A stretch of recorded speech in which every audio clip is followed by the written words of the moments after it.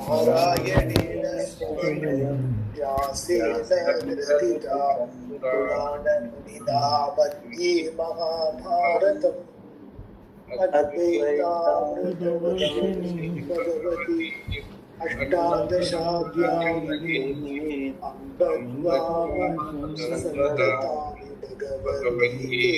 भगवद्गीते Verse 54. Yeah. The Brahma Bhuta gains the highest devotion to me. Brahma Bhuta Prasannatma na sosati na kankchati sama sarveshu bhuteshu madbhaktim labate param. Brahma Bhuta, the one who has become Brahman, has recognized oneself as Brahman. Prasannatma, one whose mind is cheerful. Na sochati, does not grieve. Na kamchati, does not long for anything. Sarveshu bhuteshu samaha, the one for whom all beings are same as himself. Param madbhaktim, Param madbhaktim, the highest devotion to me. Labate, gains. The one who has become Brahman has recognized oneself as Brahman, whose mind is cheerful, does not grieve or long for anything. That person for whom all beings are same as himself gains the highest devotion to me. See, this is very important. Like when he says this particular thing, like na sochati, na kamshati, and all, it has come many times before. And mad bhakta, mad parama, and all also has come before. Now he is summarizing, so he is bringing prasannatma and all that. See, that is, does not long for anything and does not grieve for anything. The very famous thing is, it is not the problem of I do not want or I do not lack anything. I do not want anything, I do not lack anything. That is not the issue. The issue is that I lack and that I want goes out of his life. Because that I lack and that I want itself is coming from the identification with the ego and body, mind, senses. Once that identification goes, he knows that his reality itself does not lack anything and does not ask for anything. So that is the realization, that is the thing. So that na sochati, na kamshati is not because he continues to be the same person and only because of vairagya and viveka he stopped wanting, okay, if it comes okay, if it doesn't come okay. That is an attitude. That is attitudinal change. That is karma yoga. This we are now talking about jnanam, one who has become Brahman, meaning not even become itself is not a correct word. Recognized his reality as Brahman. Once he has understood his reality is Brahman, the question of Brahman asking for wanting something and lacking something does not arise. So because of his reality. So those things we have to look at all that way. And sarveshu bhuteshu samaha, meaning he is the one who is there in all. So automatically it is not a question of samatvam as an attitude. That is karma yoga. That is we have done before also. Yes. Now for him he is the one who is there everywhere. So that sort of so that is at the jnanam level. What we are talking at this level is at the at jnanam level. Param bhakti meaning ananya bhakti. He is the one who is everyone. So automatically mad bhakti. He is one person who is devoted to himself. Everyone loves himself, and he knows that he is the self of all. So naturally he is love for all. So like that, the whole thing is have to be assimilated that way. Let us see what Swamiji says. That, yeah, read. Brahma Bhuta, the one who has become Brahman, that is, has recognized oneself as Brahman, can be taken absolutely or relatively. Since there is a verse that says, such a person comes to know me later. If it is relative, it means one who has gained knowledge of Brahman indirectly, Parokshataya. There is something called Brahman. That is Asti, Brahman Asti, Brahman is there. Whereas Brahma Asmi, I am that Brahman. That is aparoksha. Here he says, if suppose it is relative, then it is parokshataya, direct knowledge. Yeah. And not aparochataya, as himself, not as Aham Brahmasmi. Yeah. He has come to know through the Shastra that Atma is Brahman, and as a sannyasi has taken to a life of Jnana Nishtha to understand that. Swamiji, so excuse me, Swamiji, 1 minute. You said he does not grieve Kankshati, na Sochati, na Kankshati. Yeah. You said that, you explained that, no? The difference. Yeah, see, that I lack, that I want, Okay. goes out of his life. Okay. And now I See, understand. once that goes out of his life, automatically I want this, I want that, I have to get rid of this. Dvesham and Raga both will go out. Okay. Because he has already reached a stage where he doesn't lack anything, he doesn't want anything. That I lack and that I want goes out of his life. Not that I want and I lack something. That he is, by developing Viveka and Vairagya, he has got rid of as an attitude. That is the first stage. Here now the stage is where my reality does not give any scope for me to lack something or want something. Okay. That is why he says it can be taken absolutely or relatively. But at the 18th chapter we have to look at it as absolutely only. Yeah. Aparoksha jnanam, aham brahmasmi. That is a reality. Yeah. His Prasanna Atma has a cheerful mind. This is an important thing. It indicates that he has gone through a life of yoga. Shankara says that one gains such a disposition. It is not natural, but something he has acquired by living a life of karma yoga. He has done whatever is necessary to gain a cheerful disposition and is more or less happy with himself. Only then is Brahmanishta possible, because the sadhana for that is contemplation, which implies a mind that is contemplative, that is not accomplished just by will. It is something that grows on a person over a period of time, as one lives a prayerful life and takes care of all one's psychological problems. So the contemplation, prayer, these are all as an action, as a yoga. Prayerful life and contemplative life is natural, spontaneous for you, once you have understood.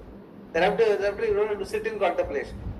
You will be living a contemplative life. So both have to be looked at. Like one is sadhana, another is siddha.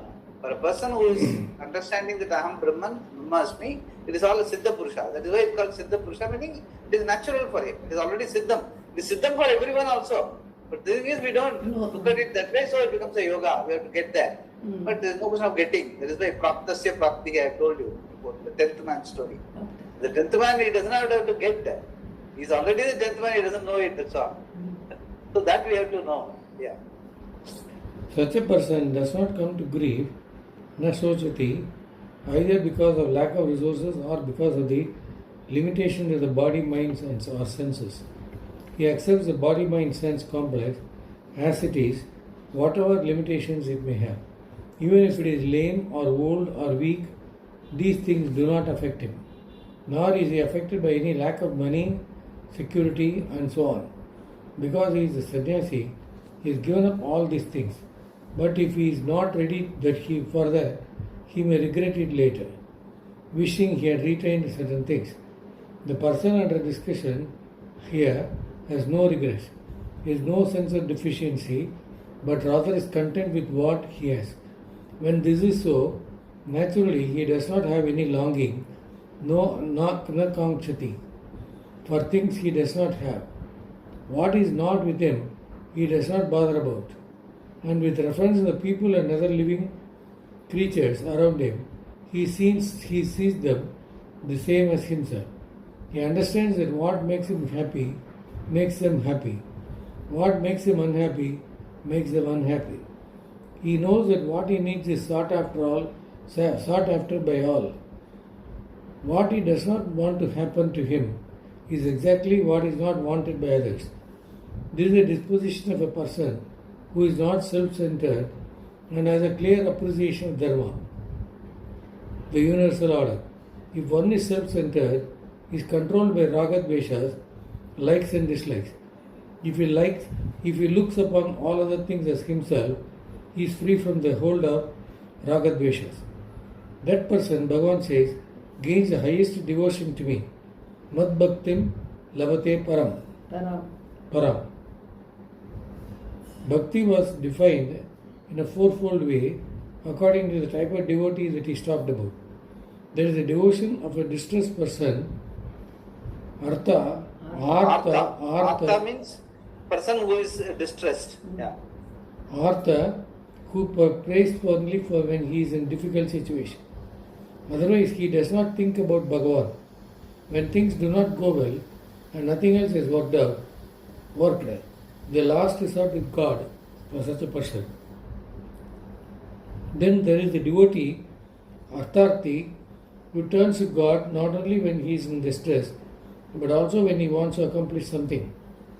Besides the efforts he makes, he appeals to the Lord to make up for all the omissions and commissions, so that he can get what he wants. The third type of devotee is the Jigyasu, the one who wants to know the Lord, and the fourth is the one for whom that quest is fulfilled, Jnani. The Jnani is the devotee mentioned here in his words. For him, the knowledge of the identity between himself and Lord is a certainty. This is called Jnana Nishtha, as is the attempt to gain that clarity through Manana and Nididhyasana. His devotion is the best because there is no division between the Jiva, the devotee, and Ishvara. What is the characteristic of that knowledge? So wait a minute, I will just say, this is in the sense, he has mentioned certain relative attitudes, karma yoga, and also he brought, and also finally he says if he has understood all this, it's all become very natural to him. Both are mentioned here. So I will just read out what the Bhashya says here, made some notes so that it becomes more clear.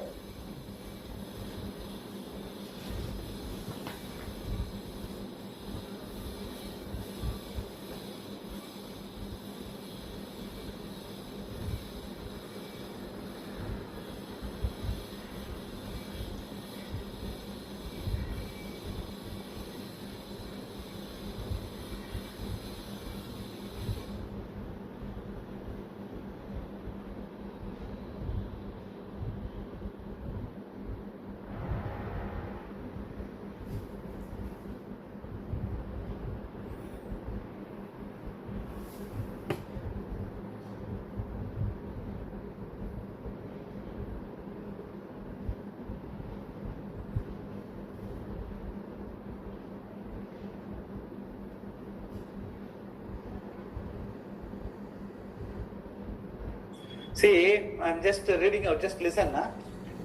See, Brahma Bhutasya. Bhudhatu means Prapta, which I was telling you, Praptasya Prapti. He is already Bhudhatu. He is himself Prapta.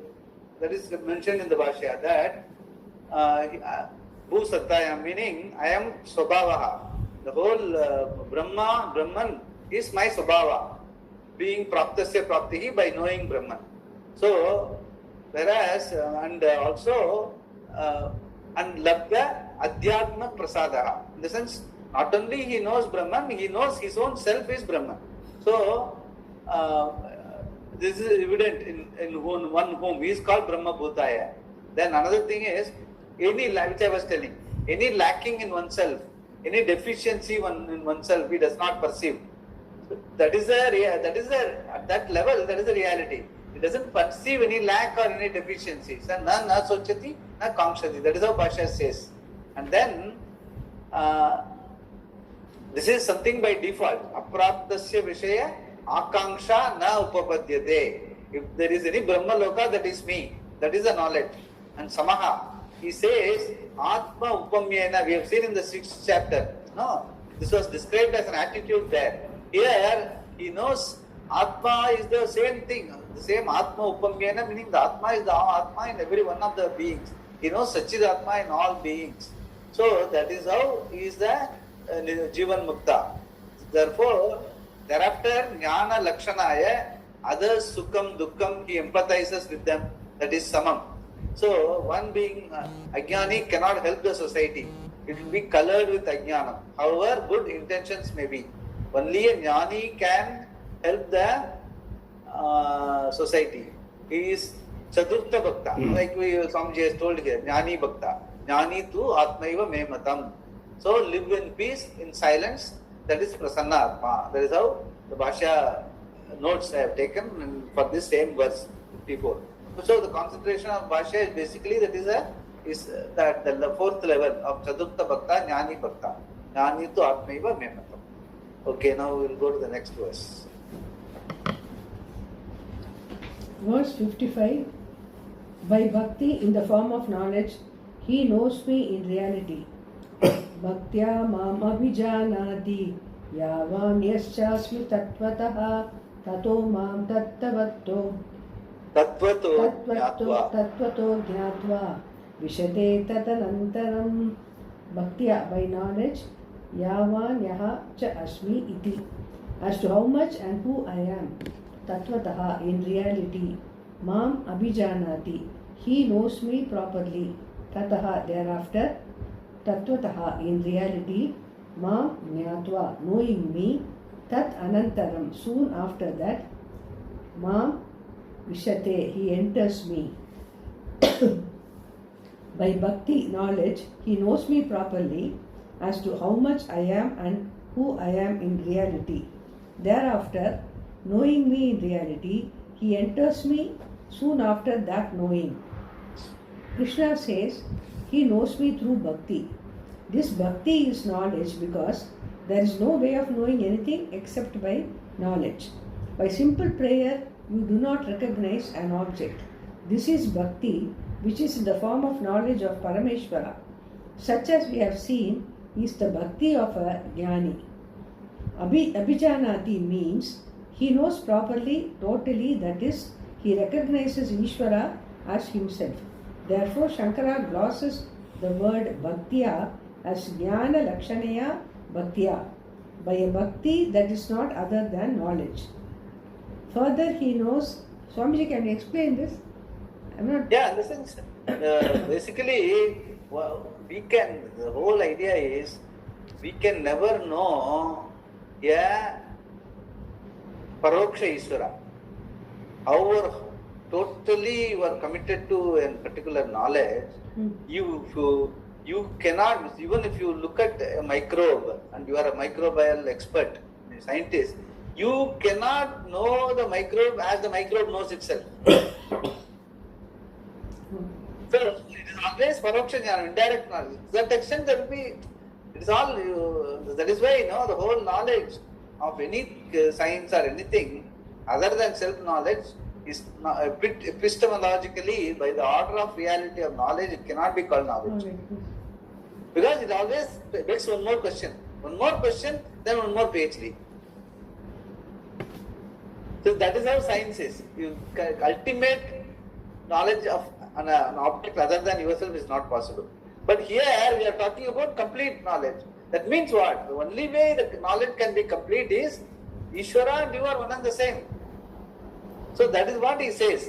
So bhaktya meaning the oneness is the oneness, like I have been telling, the temple, the devotee Bhagavata and Bhagavan. The oneness is signified by the Karpura Arati. Okay? The lamp. The Deepa signifies the oneness of the Atma Jyoti and Param Jyoti, both are Jyoti only. That oneness is achieved in that Bhagavata and Bhagavan relationship. That bhakti is only a simulated bhakti. Whereas, one more step, that yes, the moment of oneness between Ishvara and me, signified by the lamp, Jyoti, is the oneness in reality. There is, because obviously once you understand very well that Desa Kala Vastu Aparichinnam, timeless, spaceless, objectless being, limitless. Limitlessness is your reality, and there cannot be two limitlessness. Because if there are two limitlessness, one limitlessness will limit the other limitlessness. Then neither of them can be limitless. So there can be only one limitless. So when we are saying the Atma and Brahman, even though the nomenclature is Atma and Brahman, it has to be one only. That oneness alone can be called Jnana Lakshanaya Bhakti. That only can be truly called oneness. And that only, generally we are praying for what? Always oneness. Irandara Kalakanam. Tamil Irandara Kalakanam means what? One without a second. There is only one. Only one. It is not a. That is why I always say there is no thing but being. The thing nothing else in Chonnalume, that means one thing is there now. Yes. It is not so. No thing is the reality. Being. And English language also being means what? Is equivalent to be root, verb root, which is equivalent to Sanskrit bhusattayam. Meaning same, the being in all. That is why even Panini, the first dhatu he has put in his sutra, this thing is bhusattayam. He starts with bhusattayam. Meaning bhu means being. Even in English are very close, bhu and be. Both are one and the same. Either for people can say that Sanskrit has come from there, or we can say they have come from Sanskrit. So, Bhusattva meaning being is the only reality, and it doesn't have a dimension. So obviously dimensionless being can be only one, and that is you and that is Ishvara. So what else? Everything else is changing. It appears because of the changing. Why? Because without changing it cannot even appear. Continuously it has to be changing. Then only it can appear. And because it is appearing and because it is changing, it is not Shashvatam. And naturally you cannot be satisfied with anything Ashashvatam because you are Shashvatam. Your reality being Shashvatam, you cannot accept anything which is Ashashvatam. So naturally you will keep getting disenchanted, again going for another thing. And the story goes on. So that is what we have to understand. That is what he is saying, that Bhakti is ultimate Bhakti, Jnani's Bhakti is oneness in reality. So he doesn't look at Ishvara as the other. That is the significance of our own prayer and puja and our final arati, everything, the karpura is all meant for that. That is how they have designed even the puja. But we have left the Tatparyam, we have remained with only with the symbolic. Because it is easy. Anyone can just do the protocol, follow the routine. Like even in industry, TQM and all started with the principle. But later it comes down to documentation, just follow the documentation, period. And the person who follows, he won't know what is the Tatparya also. So that is how it is. That is, unless you understand the Tatparyam and have that oneness with, that is what so Bhaktya Mam Abhijanati. That is why the uniqueness in Gita is, wherever Mam Bhagavan says, you have to put Mam as me, yourself. It is meant as much as for Krishna, as much for you. You have to say, when you are reading Mam Abhijanati, means I. It's not Krishna. Bhagavan says Mam Abhijanati because he knows very well it is true. And when you read Mam Abhijanati, that is why Tattvamasi, I am Atma Brahma. Tattvamasi is teaching. I am Atma Brahma is claiming the reality. Okay. And fortunately, our Sandhya Vandanam talks about claiming. Asaditya Brahma, Brahmavahamasmi, Brahmaiva Satyam. Talks about only you. Because you only can know, the best thing you can know only is about yourself, not about the world and Ishvara. That is what is the Tatparya of the whole Jnana Lakshanaya Bhaktya. By a Bhakti that is not other than knowledge of the self. Yeah. But at the same time, you said when the arati is done, sadhaka will only try to think that okay. Yeah, that is at that level. At that level, you will bring in that bhavana. There is Buddha, Bhava Samanvita. Initially it is bhavana. Okay. Finally it has to come down to bhava. Bhava means being. Bhavana is only a simulation. So the bhavana. So the Buddha, that is why Buddha. Buddha means one who knows. Okay. One who knows converts bhavana into bhava. And then only it is called Samanvita. The 10.8 sloka Samanvita means what? Samyak Anvita. Complete understanding. Oh, okay. Buddha Bhava Samanvita. First initially starts as Shraddha. Shraddhavan Labate Jnanam. Then Acharyavan Purushaha Veda. Then Buddha Bhava Samanvita. That is ultimate.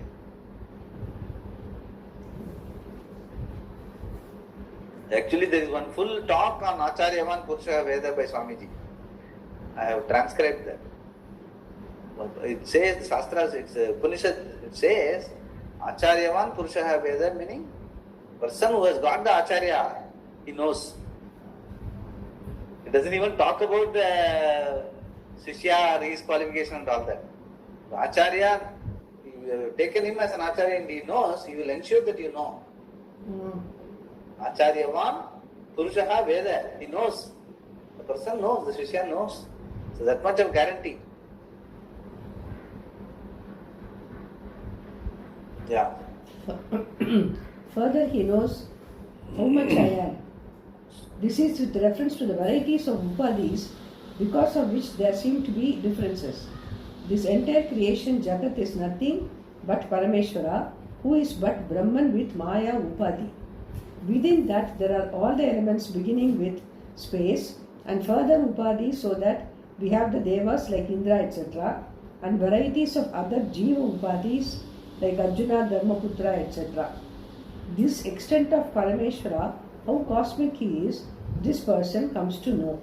He knows to what extent Ishvara expresses himself in terms of his total, Samashti and individual Veshti Upadhis. Not only does he know this Sagunam Brahma with reference to these Upadhis, but he also knows the essential nature of Ishvara. Krishna says, he knows me essentially, Mam Abhichanati Yavan Yaha Cha Aham Asmi Tattvataha. That is, he knows Ishvara as the one who is totally free from all Upadhis. This is Satyam Jnanam Anantam Brahma, spoken of in the 15th chapter of Uttama Purusha, who is free from any particular attribute or location. Yeah, see, all this Upadhi, whatever it talks about, no? Upadhi means what? Which I have always told you, it's a defect. Upadhi means Upadhi, Tamil. Defect. This whole thing, Maya Upadhi, that is a Brahman with Maya Upadhi only becomes Ishvara.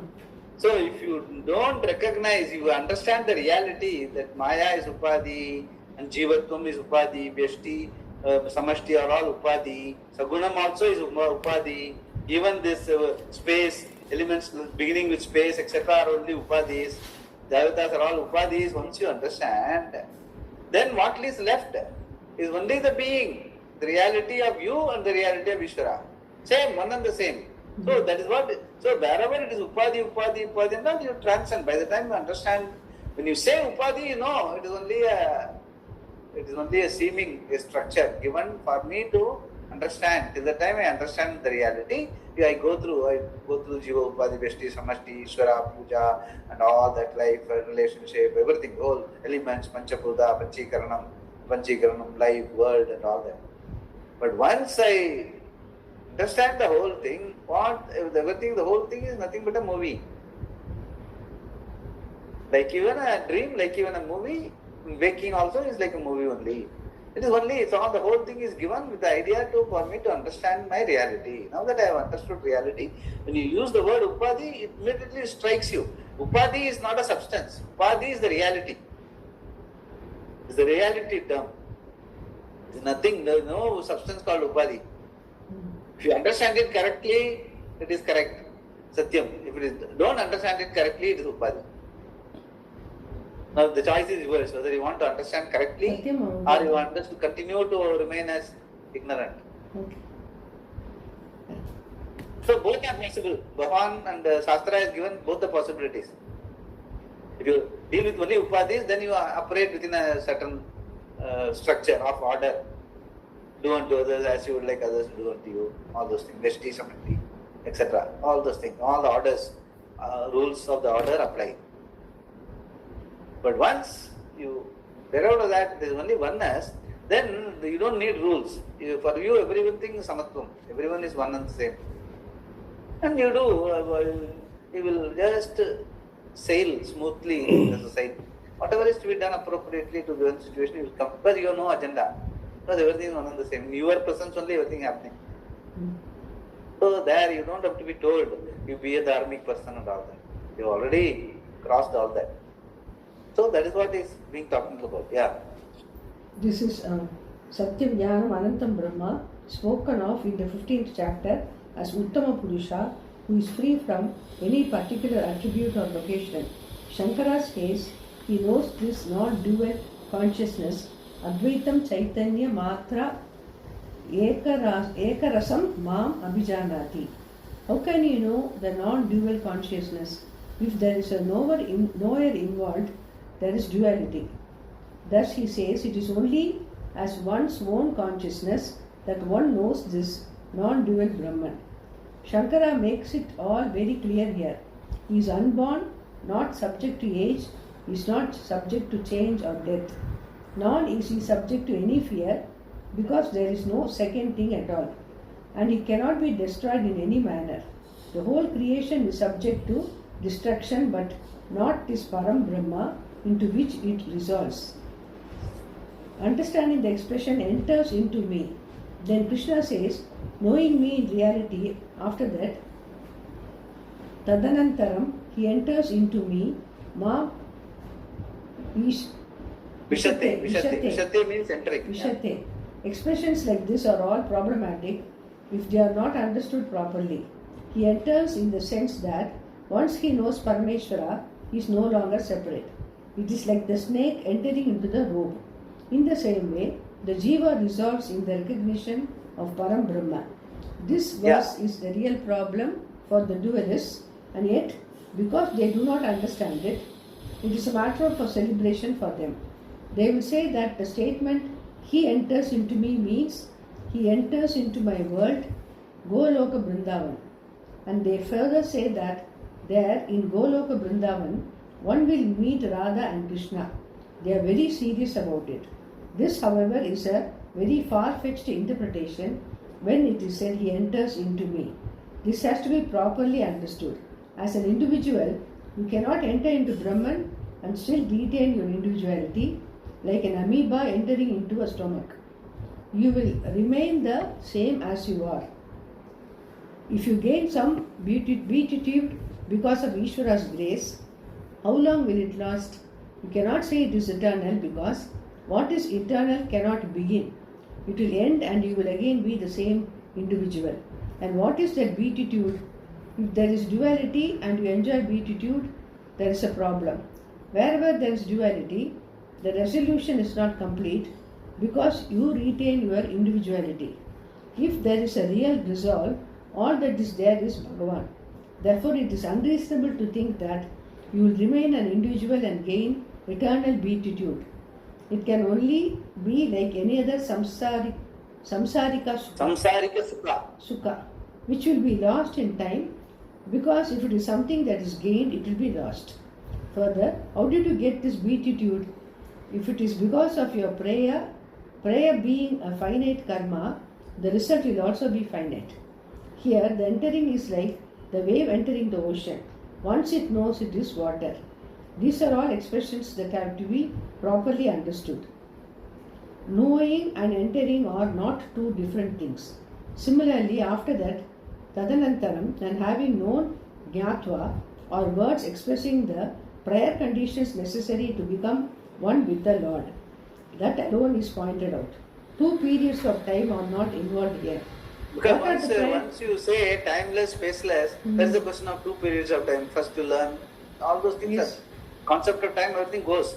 So that is why he says, when it is being told, because of the words that are used, and because relative words are used, the dualists or theologists, the entire Vaishnava Parampara looks at Mam means Krishna, Vaikunta, Shankha, Chakra, Kadapane, all those things come in for them. So the imagination, the theology, God other than you, and you going and merging in Ishvara are all very real for them. It is not it's very real for them. If you go and tell them that you are Brahman, they will say that you are doing apachara.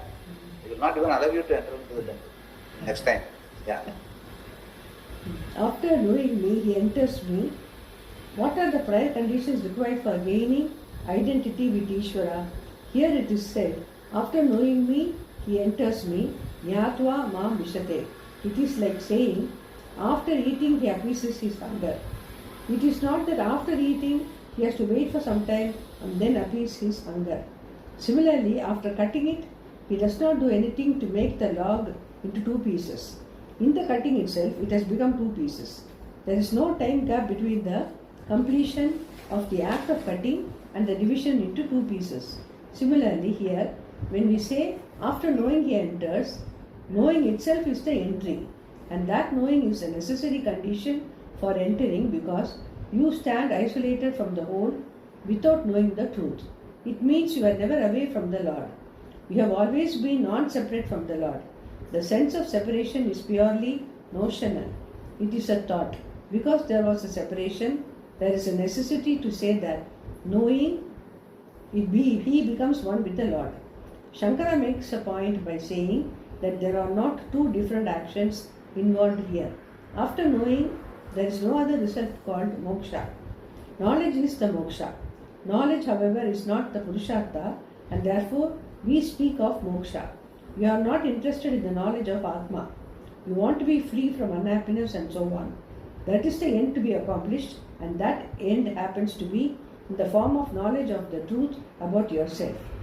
Moksha is after knowledge, jnana anantaram, in the sense that it is by knowledge that there is moksha, jnanena mokshaha, and because of knowledge there is moksha, jnanat mokshaha. Moksha is the end, sadhya, while jnana becomes the means, sadhana, and therefore from the standpoint of sadhana sadhya, it is said tadanantaram, after that knowledge.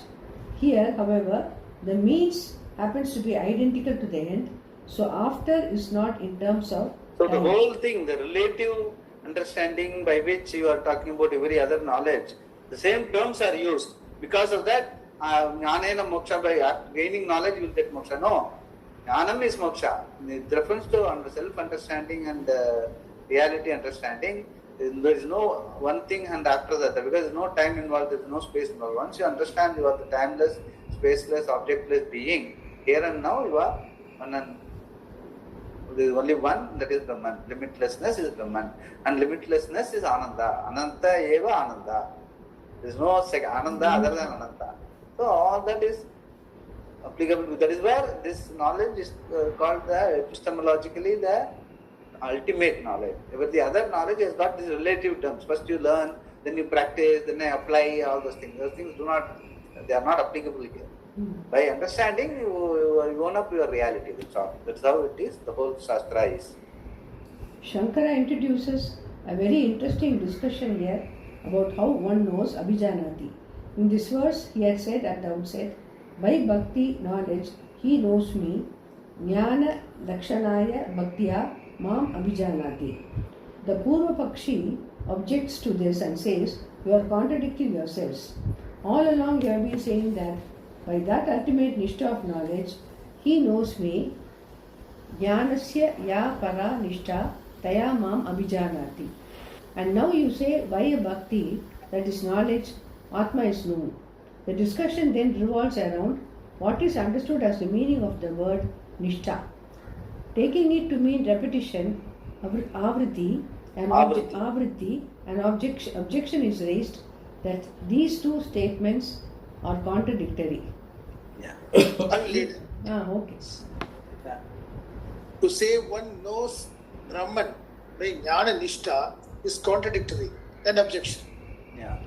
Clear? Yes. Yeah. When knowledge of a given object arises for a knower, then at that time, the knower knows that object. He does not require a repetition of that knowledge.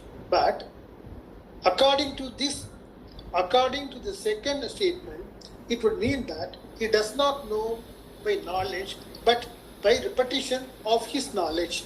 Jnana Durtaya, Avritya. Jnana Avritya meaning repeated. Avriti says no, Homa and all. So many Avritis we have done and all. That means what? Repeating the same thing. Jnana avritya jnana nishtaya. When he says once you have the knowledge, there is a need for repetition. That is a question raised by the Purvapakshi. Now let us see.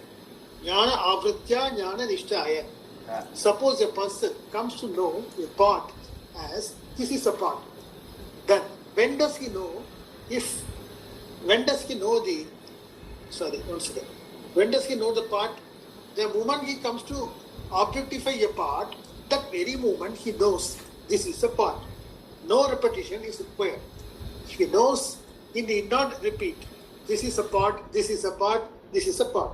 If after 2.5 days of repetition, you come to know this is a part, and during all the 2.5 days, you did not know it, that repetition has nothing to do with knowledge, with knowing the part. Suppose someone was repeating part, not knowing what a part is, and then someone said, this is a part, removing his ignorance of part. What has that knowledge got to do with what he repeated? The previous repetition was useless. This knowledge is not a result of this repetition of the word part, whether the repetition was before or after knowing a part. Now here, if I do not recognize that I am Ishvara by knowledge, how is repetition of Aham Brahmasmi, I am Brahman, or some equivalent statement going to help? If I do not understand the meaning of the original statement the first time, how will I know the second or third of the or the nth time? If I know the first time, why should I have to hear it a second time? Once I know it. The repetition has no meaning at all. When recognition is by knowledge alone, why do I require a nishtha in the form of a repetition of the jnana vritti? Aham Brahma Asmi. Aham Brahmasmi. The particular vritti that removes the ignorance of my being Brahman is what is called a jnana vritti. By this vritti alone, one knows abhijnanati.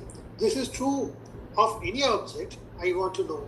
If I want to know a part, the thought form because of which I recognize a part, the ghata vritti will give me the knowledge, not mere repetition. To say that knowledge requires repetition is a contradiction. Here, the confusion is about myself, Atma, the vritti, because of which the removal of the confusion takes place is called jnana vritti. If at one given time there is a vritti in my mind that I am Brahman, that vritti should destroy the ignorance about Atma being Brahman. That's all. That is all that is required here. Atma is not seen Brahman. Is not Atma seen is not seen as Brahman. As Brahman. And that confusion has to be resolved. The Atma, which is always self-evident, is mistaken as something else, and that mistake must be removed, for which I require a vritti called jnana vritti. But once it takes place, I should recognize Atma as Brahman. Therefore, what is the necessity for nishtha in the form of repetition of the same vritti? When I look at a pair of glasses and I know that these are a pair of glasses, I do not need to repeatedly have the vritti. These are a pair of glasses. That is enough. Once is enough. These are repeatedly have the vritti. These are a pair of glasses. Once is enough. Jnana nishtha is not a repetition, but the ultimate certainty of knowledge. This argument is based on taking the meaning of the word nishtha or repetition As repetition. Nishtha as repetition. Abhyasa. As repetition, abhyasa. It has this meaning, no doubt, but that is not the sense in which it is here. Shankara responds to this by explaining the meaning of the word nishtha. It can be understood in two ways. the practice of contemplation and manana on the meaning of the Shastra as revealed by the teacher is called Jnana Nishtha or Jnana Yoga.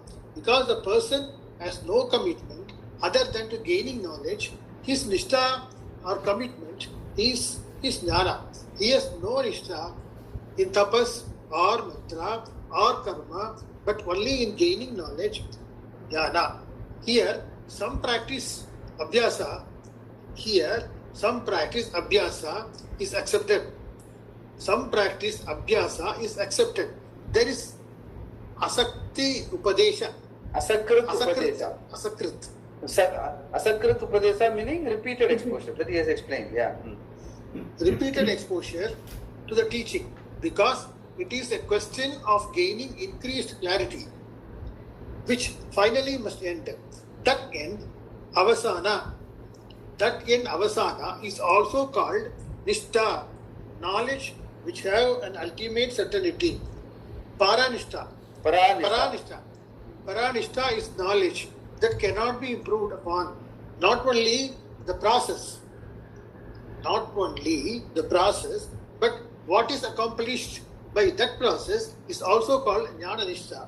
Whatever takes place in the Antakarana, the ultimate result of the process or whatever you do in order to know is Jnana Nishtha. Suppose you are arriving at a piece of inference knowledge, inferential knowledge, piece of inferential knowledge, which implies many steps like the solution to a mathematical problem. There is a complex process of inquiry, at the end of which is a result. Both the process and the result are called Jnana Nishtha, the certainty of the knowledge and the process by which it is reached. But here, Jnana Nishtha is used in the sense of the result, the end, avasana, of the process of knowing in this context. The word process of knowing, full stop. Of the process of knowing. Okay. Avasana of the process of knowing.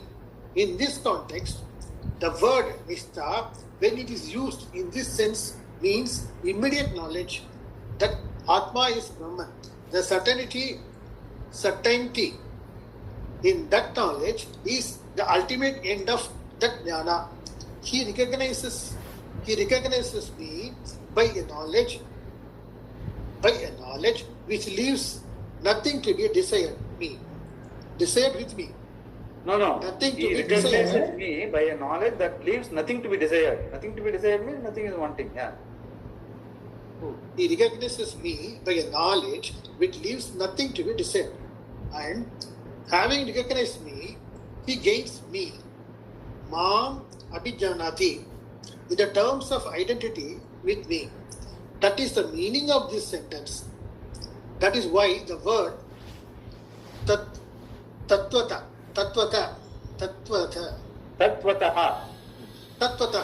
meaning in reality, is used. Therefore, Krishna says, the one who knows me in reality enters into me, meaning he is no longer separate from me.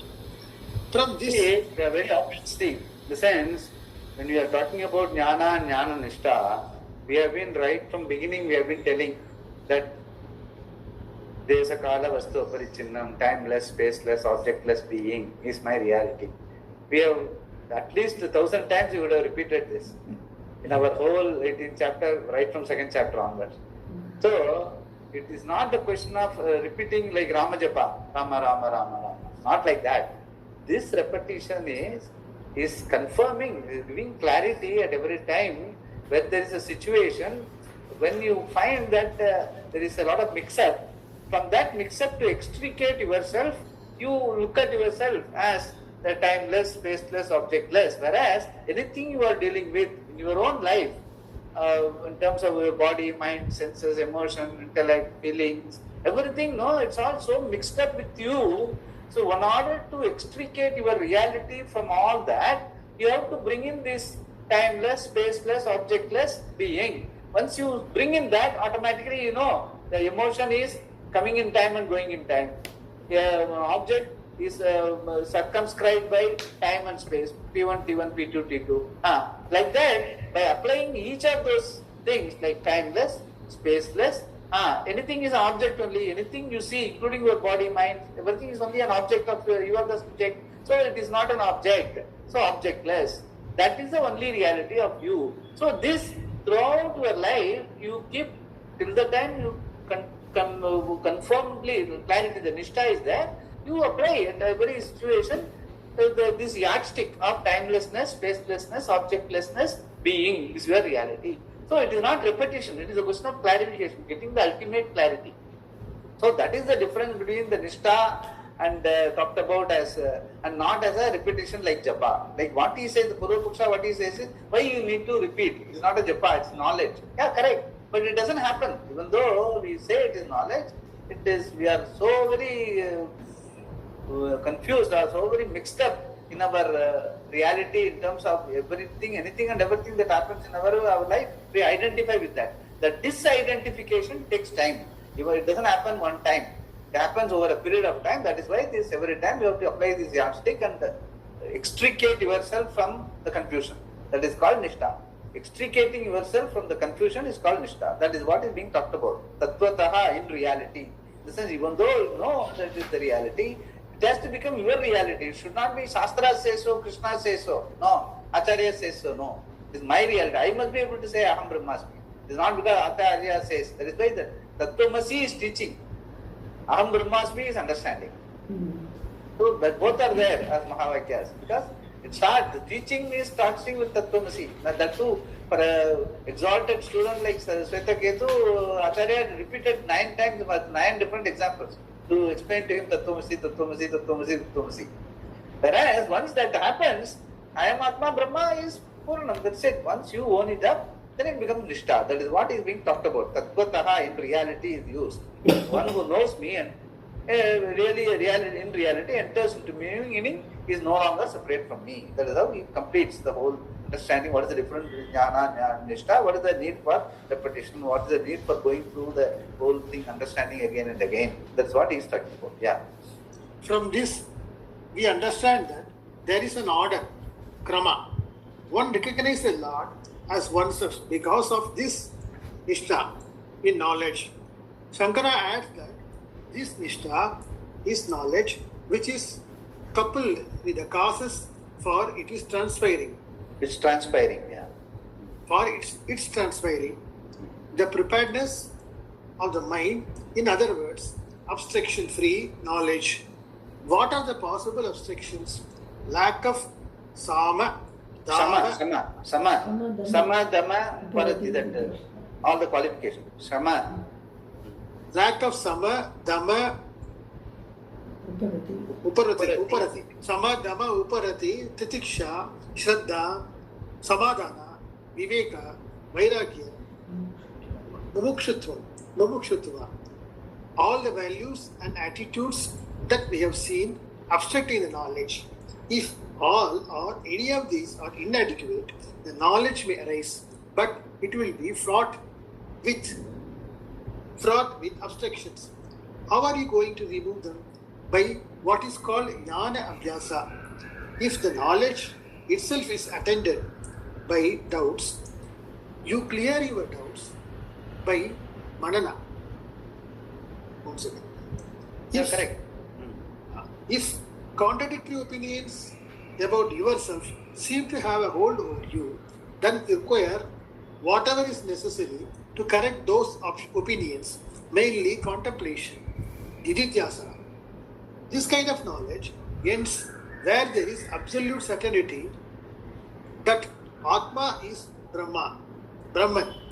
This immediate knowledge is what is meant by the word nishtha. Jnana nishtha is knowledge without any obstruction, knowledge with certainty. Even though the practice leading to this is also called jnana nishtha, that is not the cause for knowing that Atma is Brahman.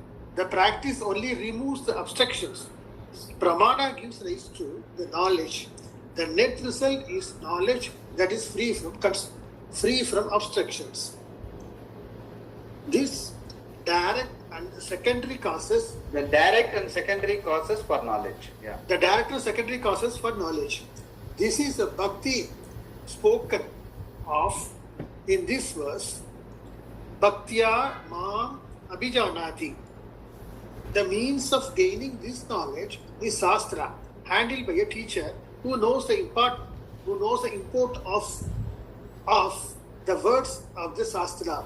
Because of the teaching, knowledge is born, but for that knowledge to be fruitful, there are certain qualities and values to be cultivated by the student.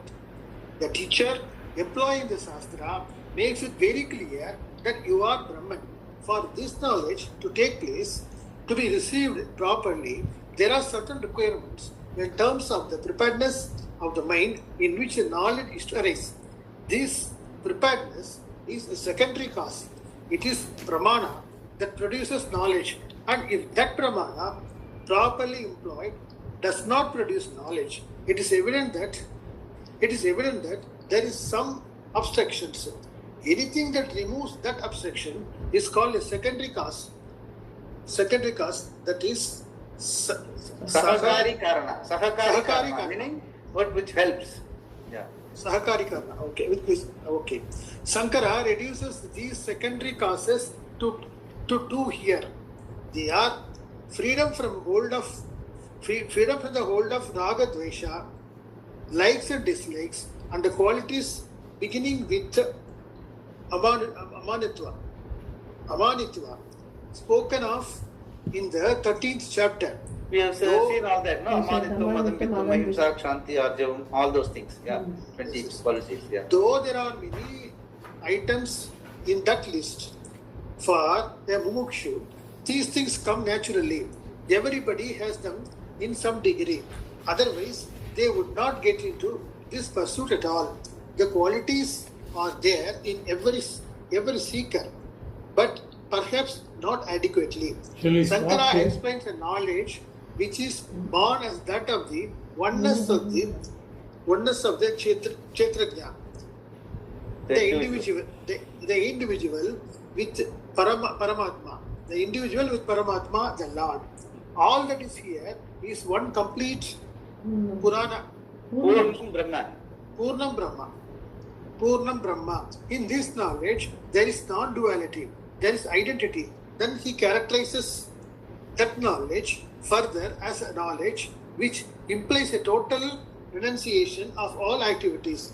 Activities imply certain necessary factors like an agent, kata, the object which is the recipient of the action, karma, the means of doing it, karana, the source from which it processes, apadana, and the location where the action takes place, adhikarana. All of them may not be there in a given action, but the agent and the object have got to be there. The differences among these must be appreciated in order to perform an action.